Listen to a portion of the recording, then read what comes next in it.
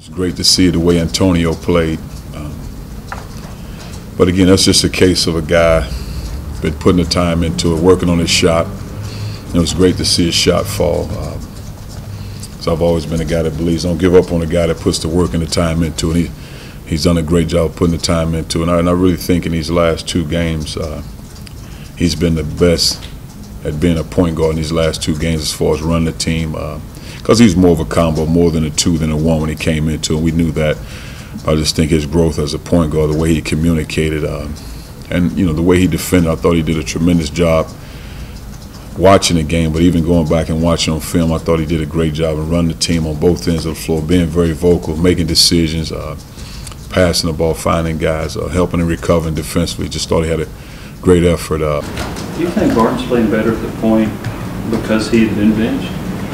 Was he motivated by that? I don't know, because again, I thought when he was benched, I thought his spirits were great. I really did. And we talked about as a staff, he's not a guy that doesn't complain, and I like his character as a person. But a guy that works, doesn't complain, doesn't make excuses. I mean, I thought he was better in practice when he was benched, and that was great to see. And I thought it allowed Darius to play with a peace of mind, because some guys can be disgruntled, they're not playing, they're not starting. You're talking about a guy that's a senior that transferred into play, but I thought it was great, and I thought he handled like a true professional.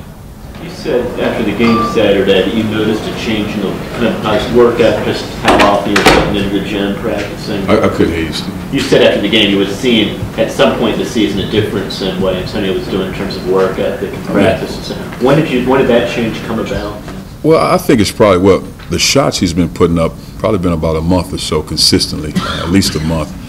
But just the approaching the game and understand that position, even though he's played it, but just really the feel for it, the pace of the game, directing traffic, calling the plays, because it used to be 75-25, me calling the plays from the sideline for him. Now it's 50-50, where he really run the team, pushing the ball, making good decisions. But I think he's really doing a good job with his approach and his workouts, because most of his workouts are really catch and shoot, getting his shot in the rhythm.